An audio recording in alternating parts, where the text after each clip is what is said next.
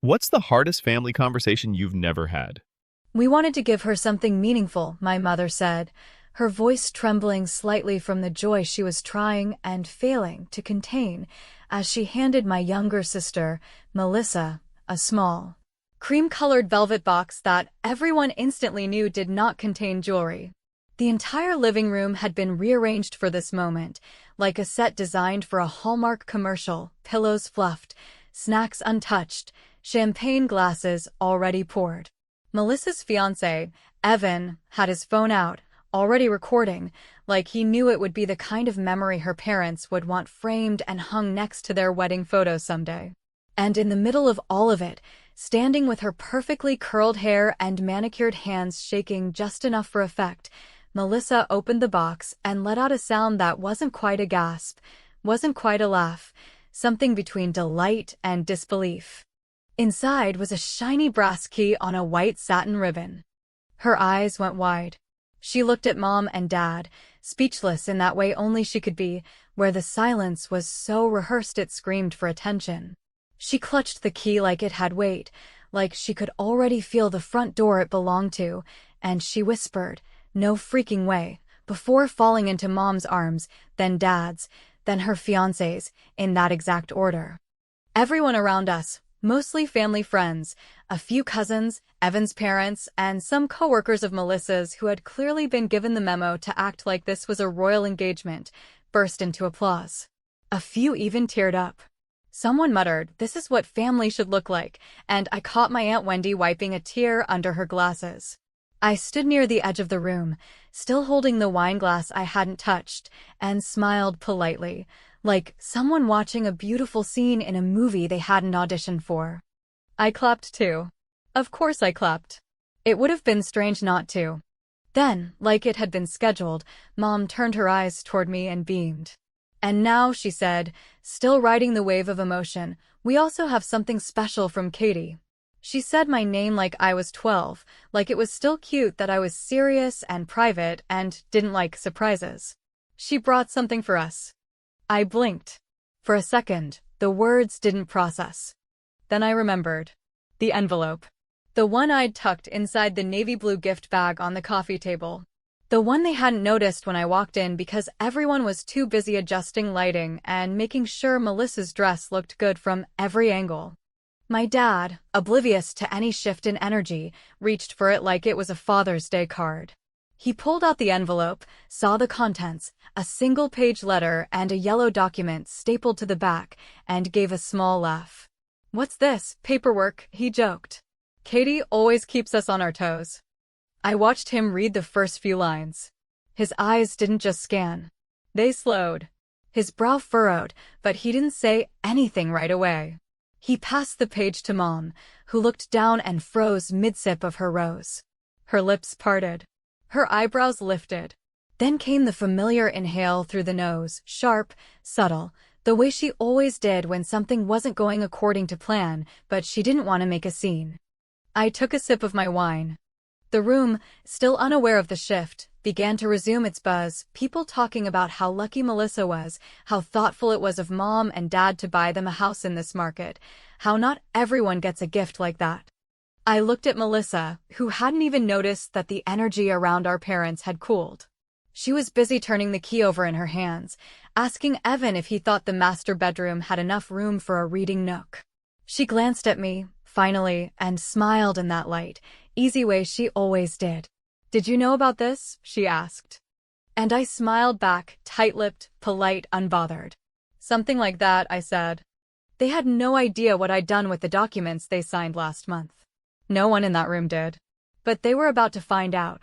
Not in some loud, dramatic declaration. No, I wasn't going to throw wine or yell across the living room like a reality show contestant. I didn't need a scene. I had proof. Because the house they just gave Melissa wasn't exactly theirs to give anymore. 2 months ago, I did something I wasn't proud of, but I also wasn't sorry. Not anymore. I remembered the day Mom handed me the manila folder, back when she and Dad were investing in real estate and wanted your help with the legal part, since you're so good with these things, sweetie. That was always the pitch, Kate, the responsible one. The fixer.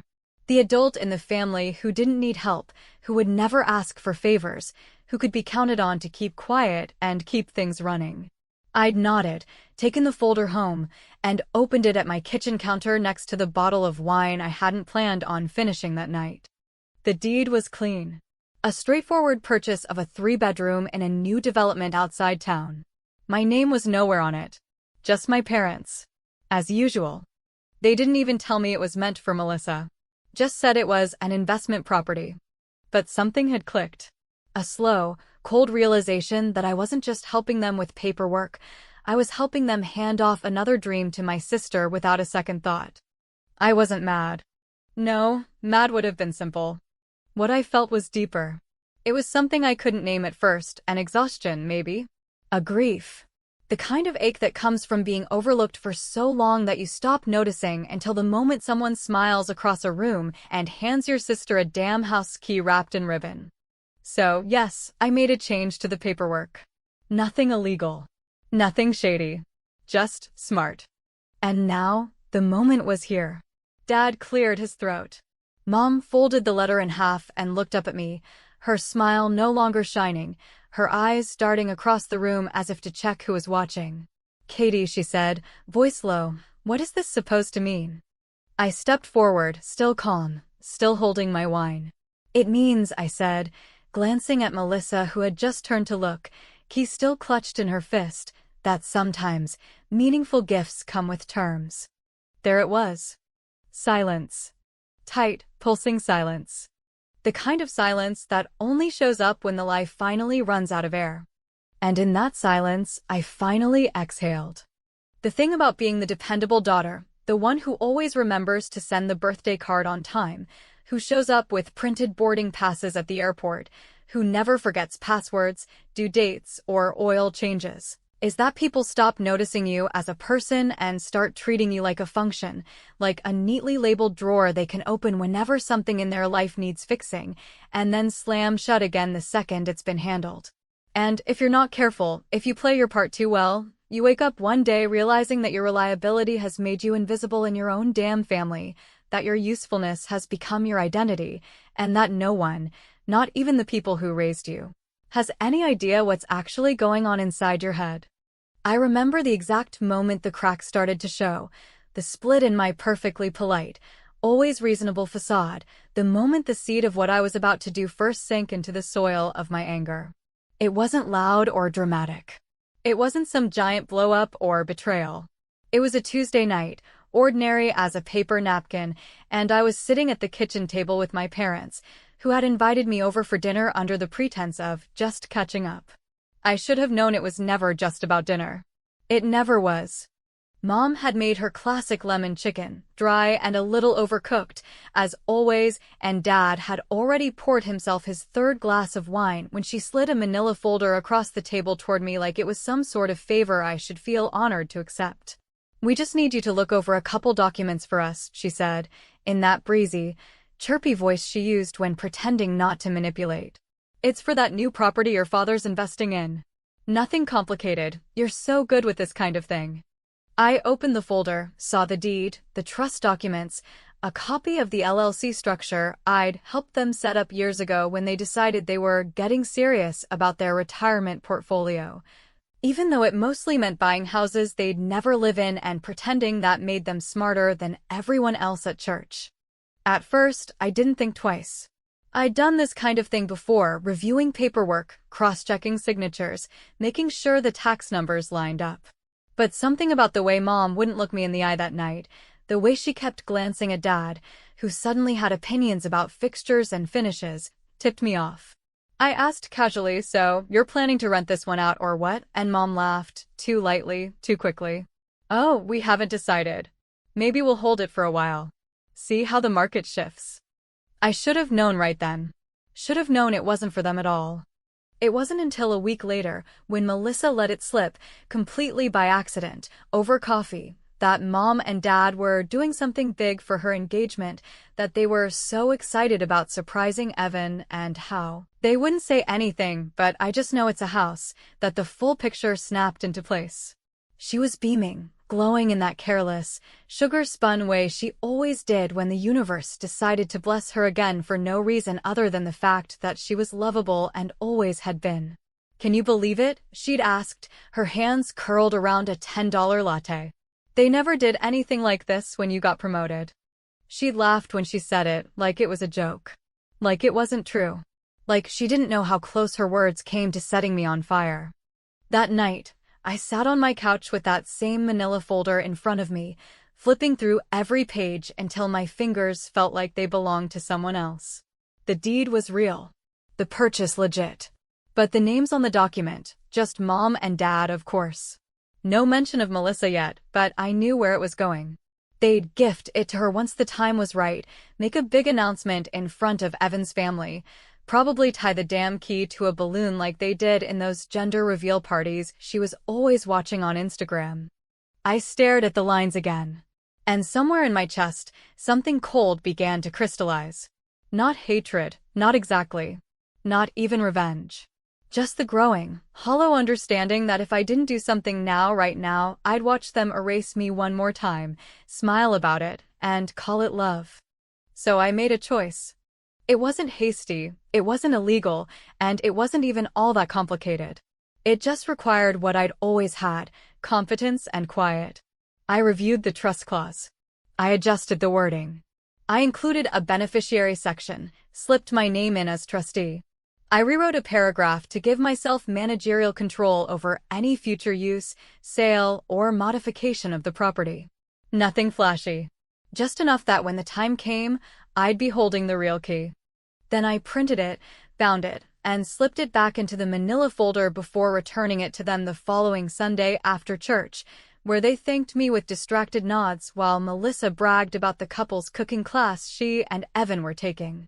No one asked what I'd changed. They never did. I don't think they even read it. And maybe that's the part that still stings the most, not the favoritism, not the money, not even the erasure, but the assumption that I'd never do anything other than serve them. They trusted me blindly, not because they believed in my goodness, but because they saw me as too boring, too loyal, too irrelevant to ever turn the tide. They weren't wrong about my competence. They were just dead wrong about what I'd tolerate. So when Mom handed Melissa the key that day, so proud and glowing like she'd just gifted her daughter the moon, and everyone applauded like it was the second coming of generosity, I kept my smile stitched into place and let the moment roll out exactly the way it was meant to. Because I wasn't there to stop the celebration. I was there to wait for the silence that came after. And when it came, when Dad read the letter and Mom went pale and the champagne glasses clinked a little less enthusiastically, I finally felt something I hadn't felt in years: presence. Not approval. Not pride. Not even vindication. Just the clarity of finally being seen, even if it was only through the smoke of their confusion. And I wondered, not without some bitter humor, have you ever watched your own parents give away a piece of your legacy and then act shocked when you draw a line in the sand? Because that's what this was. A line. And I wasn't stepping back this time. There is a very specific kind of erosion that happens when you are the dependable one in a family, slow, quiet, so gradual that no one, not even you, notices how deeply it's cutting until you're already down to the bone, and by the time you look up, your efforts have been repackaged as obligation, your sacrifices rebranded as personality traits, and your silence mistaken for satisfaction. It begins so innocently, with small acts that feel like love, helping Mom figure out her new phone, staying late to walk Dad through online banking, driving Melissa to urgent care when she got that weird rash from a tanning bed 3 years ago and didn't want anyone else to know. Each time, it's a favor, a one-time thing, a gesture of kindness. And then one day, it's your role. It's who you are. You're the safe one. The steady one. The one who doesn't need things but exists solely to make sure everyone else gets what they need, when they need it.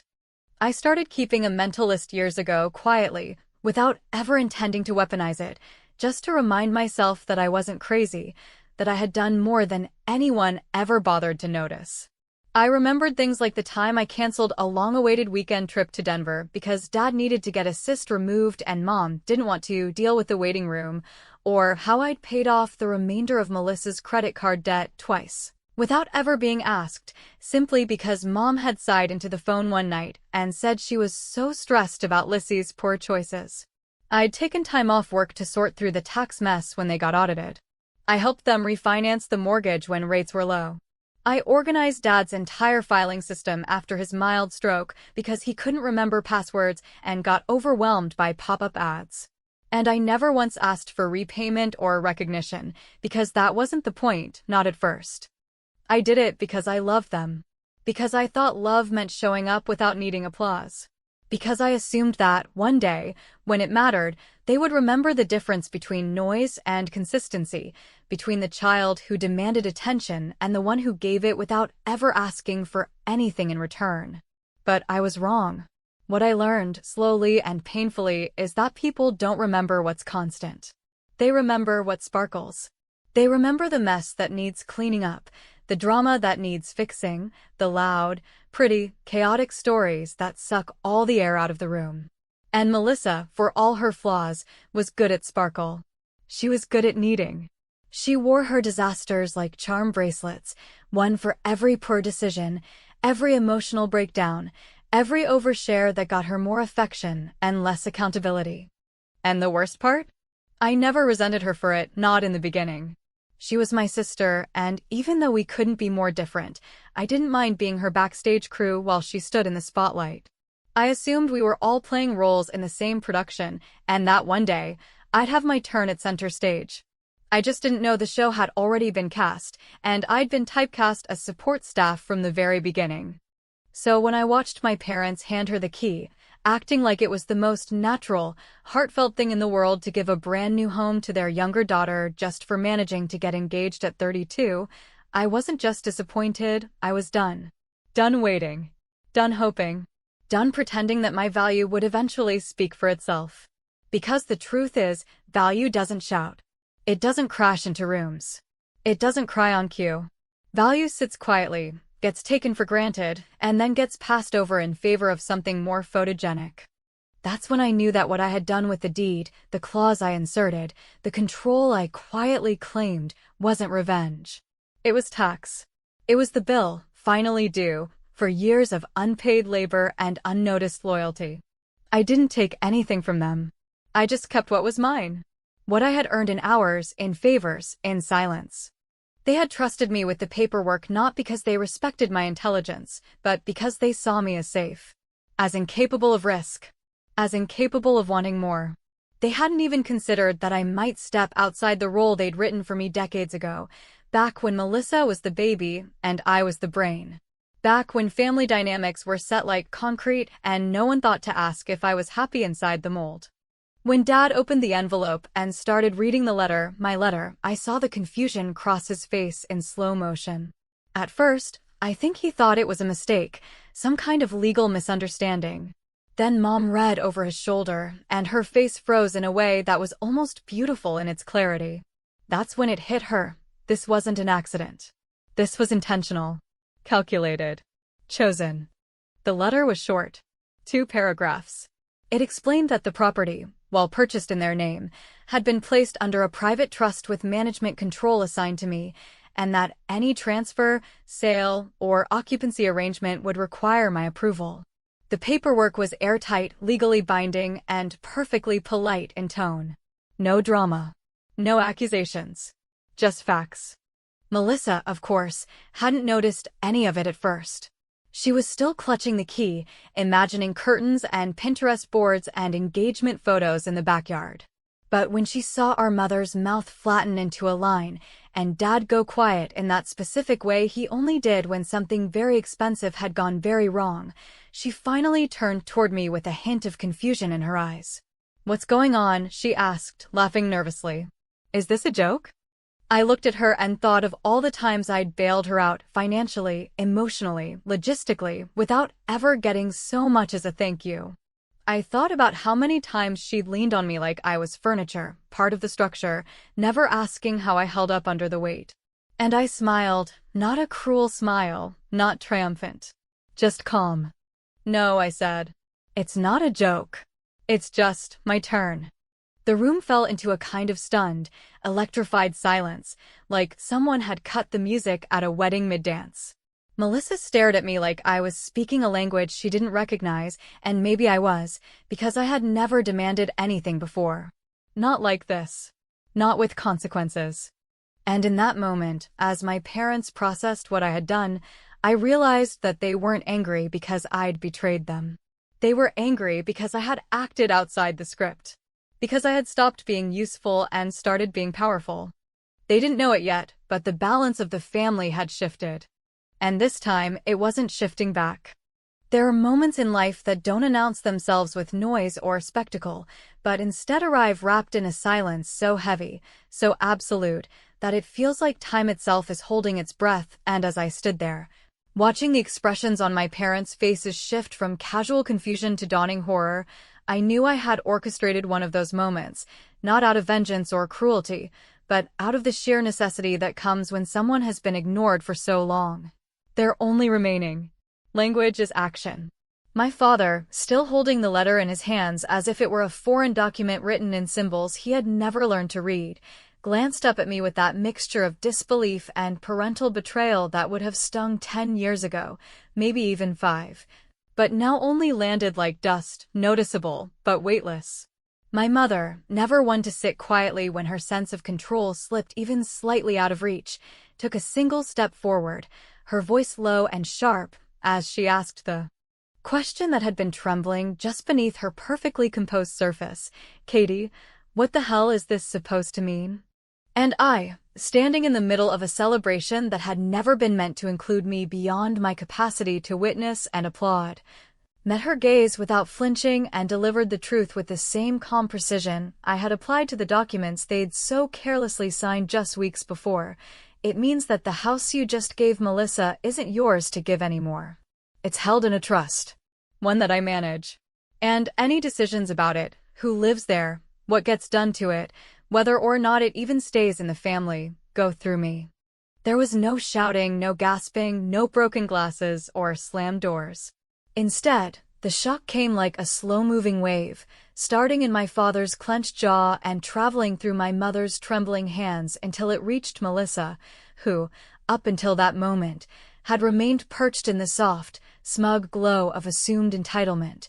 Her fingers still wrapped tightly around the brass key like it was the key to her new identity: homeowner, future wife, golden daughter, the one who finally got everything she wanted, as usual. She blinked once, then again, before her lips parted, and she let out a small, confused sound that wasn't quite a word. "Wait," she said, holding the key up like it was supposed to still mean something. "I don't understand. Are you saying this isn't mine?" I wanted to tell her that it had never really been hers, not the key, not the house, not even the affection she thought she had earned by simply existing in a state of perpetual crisis. I wanted to explain that what they'd all forgotten, what they'd never learned, really was that trust is a two-way street. And that the same trust they had used to offload their responsibilities onto me was now the very thing giving me power over the one gift they had been so desperate to make meaningful. But I didn't say any of that. I didn't need to. The paperwork spoke louder than any accusation I could have hurled across that living room. "I didn't take anything," I said instead, my voice even, deliberate. "You signed every line. All I did was make sure I had a say in how it all plays out." The room remained still, save for the occasional uncomfortable shifting of guests who had clearly expected a feel-good family moment and were now witnessing what must have felt to them like a slow implosion masked by good lighting and carefully chilled wine. My father, always the more diplomatic of the two, finally spoke, his voice laced with the restrained panic of a man realizing he had been outmaneuvered by his own child. "Katie, this isn't how families operate. We don't go behind each other's backs." And that, more than anything else, made me laugh, not loudly, not cruelly, but softly and sincerely, because there was something almost tragic in the irony of it. This sudden appeal to family unity from people who had spent the last decade quietly assigning value to their children based on milestones and appearances. "No," I replied, still smiling, "you're right. Families shouldn't go behind each other's backs. They also shouldn't pretend that one child's accomplishments matter more than another's just because one of them fits into a frame more easily. My mother flinched at that, physically flinched, because she knew exactly what I meant. She remembered the countless times I'd come to them with news of a promotion, a raise, a project I was proud of, only to be met with lukewarm nods or quickly redirected praise aimed at whatever drama Melissa was currently navigating. She remembered brushing off my mention of a solo trip I took to Italy as a bit lonely, don't you think, while gushing over Melissa's weekend in Vegas with her friends, even though she had maxed out a credit card to get there. She remembered it all, and now she had to stand in the mess of her own selective memory, forced to reckon with the daughter she had assumed would always play by the rules, suddenly writing her own. Melissa, for her part, did what she always did when reality didn't match her expectations, she cried.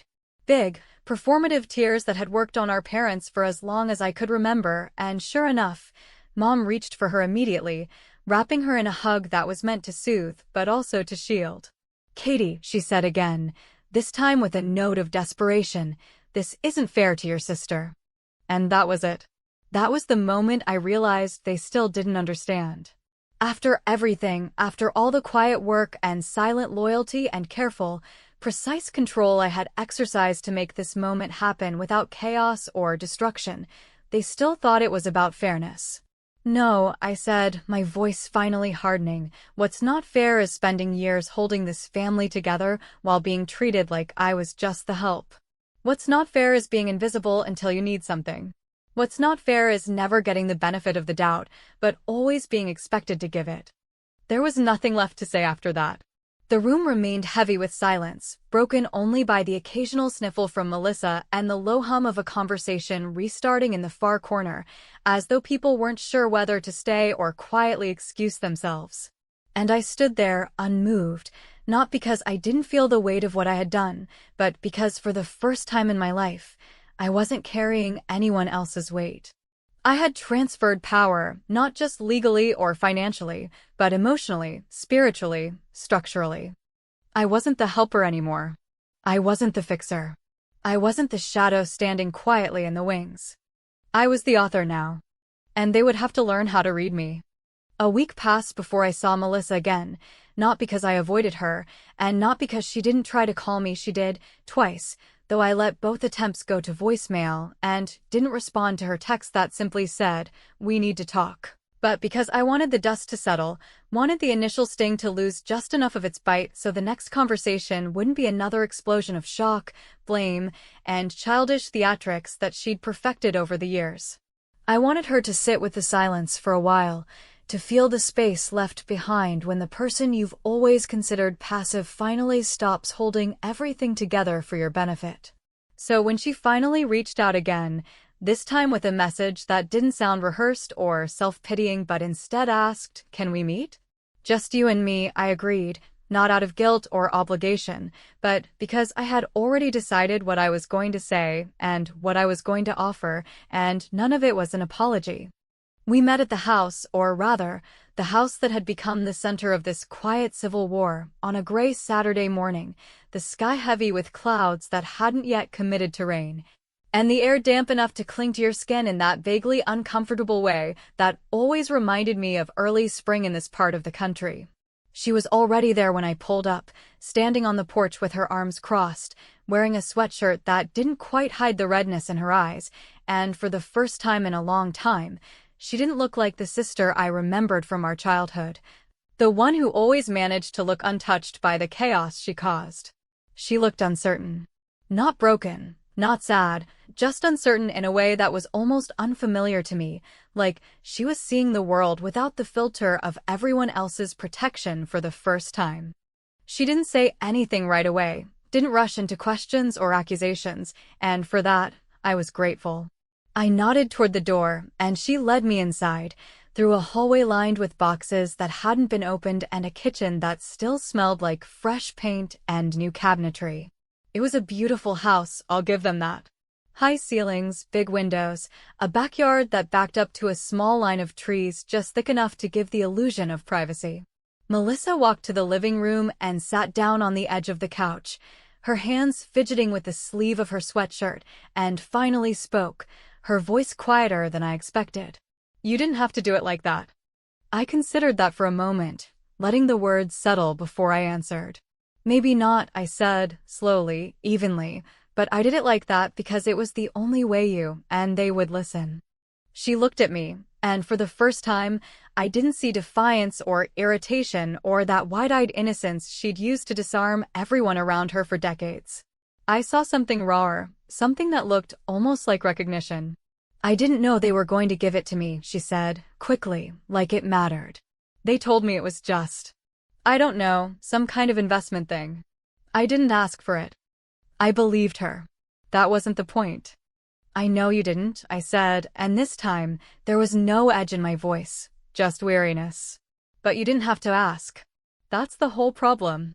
You've never had to ask for anything, Melissa. You get handed things because you need them. I don't get handed things because I'm expected to be fine without them. And after a while, that's not just unfair, it's corrosive." She nodded slowly, looking down at the floor like the words were too heavy to meet with eye contact. I didn't want to drag her through the history of all the times I'd been overlooked or dismissed or used as the family's unofficial life manager. I didn't need her to beg or cry or perform guilt. I just wanted her to understand that this wasn't about punishment, it was about balance. So I reached into my bag and pulled out a folder, not thick or imposing, just one page really, with 3 simple stipulations. "You can live here," I said, placing it on the coffee table. "You and Evan. Rent-free. I'm not here to take it away from you. But there are terms I think are fair, considering everything." She looked at the folder like it might bite her, then glanced back at me, waiting. "1," I said, holding up a single finger to keep it simple. "You don't sublet it, and you don't list it on Airbnb. This is your home, not a hustle." She nodded, slowly. 2, you don't sell it. Ever. If you want to move out one day, you tell me, and we figure something out. But it stays in the family, and I retain final say on what happens to it. That's non-negotiable." Another nod, though this one came with a slight twitch of the mouth, maybe irritation, maybe acceptance. I couldn't tell. "And 3, I said, leaning back slightly, "you treat it, and me, with respect. That means communication. That means transparency. That means recognizing that I'm not just the sister who bails you out when things go sideways. I'm the one who holds the deed. Literally and metaphorically." She didn't cry. She didn't argue. She just sat there, the silence thick between us, until finally she said, "Okay," and it wasn't dramatic or grand or even particularly warm, but it was real. And for the first time, I felt like we were sitting across from each other, not as rivals in some unspoken family competition, but as women who had finally reached the same page in a story that had been written without either of us ever really being asked what role we wanted to play.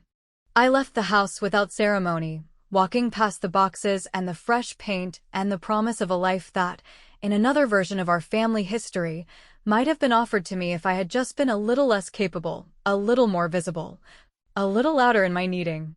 But I didn't regret it. I didn't feel triumphant either. I just felt done. Not with her, not with them, but with waiting for validation from people who only knew how to praise what sparkled. Some gifts come with bows and champagne and applause. Others come wrapped in silence and the weight of hard-earned boundaries. Mine came with terms. And maybe, just maybe, that's the most honest thing I've ever given anyone.